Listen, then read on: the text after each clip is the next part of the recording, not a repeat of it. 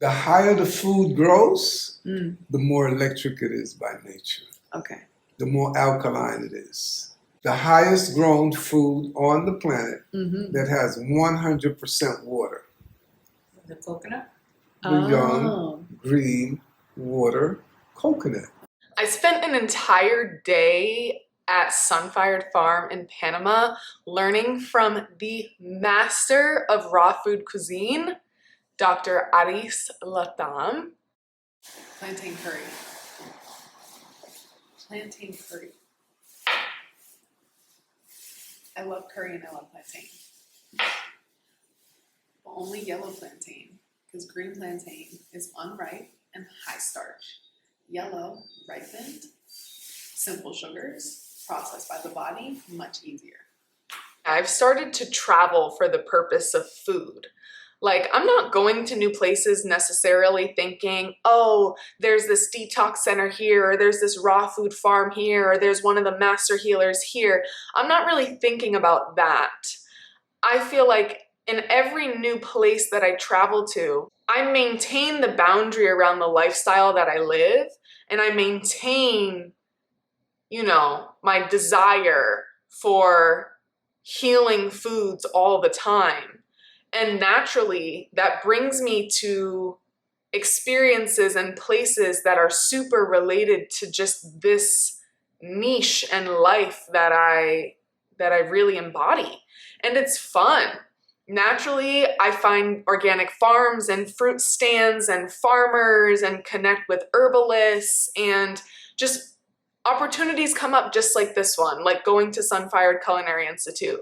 Opportunities continuously come up just like that because the energy that I've cultivated in my life, the vibes that I attract, I guess, just bring me more and more opportunities for learning within this field that I feel so passionate about.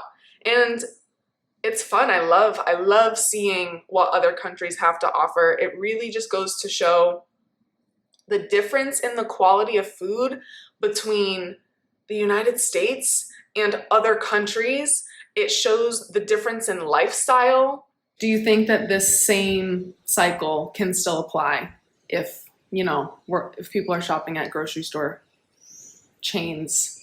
Yeah, well, that's you know, that's a tough deal, right? Right, there, of course. You know? But you can't really make up for it. Okay, that's, I guess, which is what asking. people do try to do.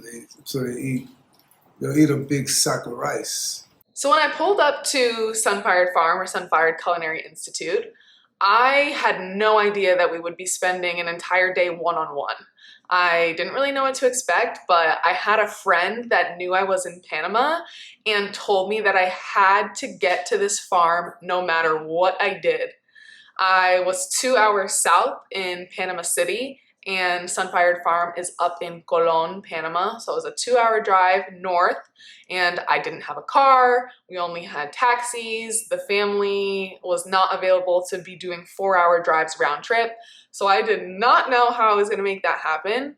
Called them up, asked if I could spend a day and be able to chat with, like I said, one of the masters. Now, my friend gave me the push to go do that because when is another time I'm going to be in Panama and I can go to one of the legendary raw food cuisinists. I don't even know if that's a word. I kind of got to see what it looks like in an intuitive kitchen, preparing things and flavors as the ideas come to you. So all fruits are alkaline except for 6. Vegetables. Pretty much all vegetables, and vegetables are green leaves, non-starchy vegetables, and vegetable fruits. Mm-hmm. There's only about 2 vegetables that are acid forming.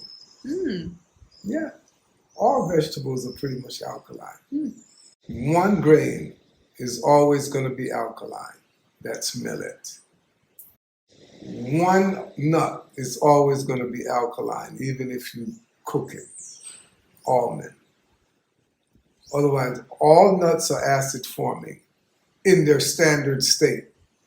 But now to remove this acid, You need to soak them. You need to activate them. You need to germinate them. You need to remove the enzyme inhibitor. Now when they digest, they're going to secrete alkaline. Okay. We made plantain curry. We made beet burgers. We made, what else did we make? We made a mamey dessert. We had one of his peace pies, the famous peace pies, but we had a savory peace pie, which is incredible. I've recognized if I have the luxury of meeting anyone else who is a master in this raw food cuisine, detoxification, natural healing, earth medicine space, I want their opinion on this one question. And that question that I asked Dr. Aris was, how do you protect your energy, or how do you maintain boundaries when you're working with so many people's health and healing journeys and different conditions and things of that nature?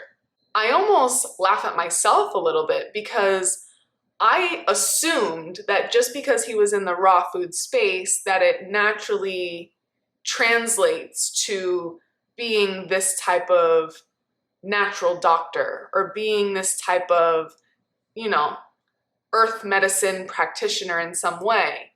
And the way that he responded was so incredible because the two don't have to go hand in hand.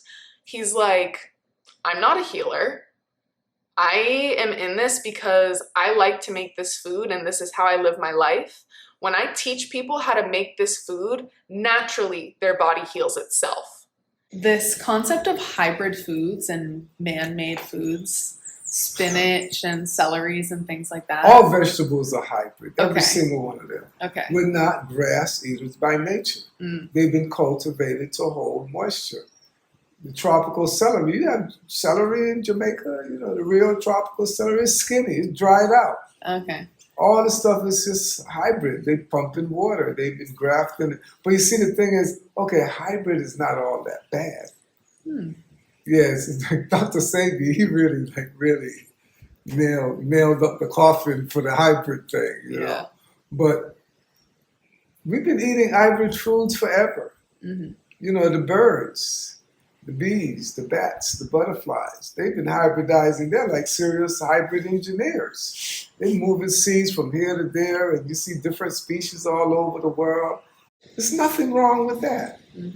But if you really want to get deep down into the hybrid thing, 99% probably of all foods that we buy commercially is hybrid. Yeah. I'm glad that I got to take that experience to a next level by meeting someone who's so legendary in this space. You guys can check out Dr. Aris's YouTube channel and Instagram and books and everything. It was a pleasure to just meet him and spend a day and soak up everything that I possibly could. And I'm glad he let me record it for you guys as well. Did you learn that today? Yeah, about starches. Yes, I learned a lot today. You learned a lot already. Yeah. We're 2 hours in.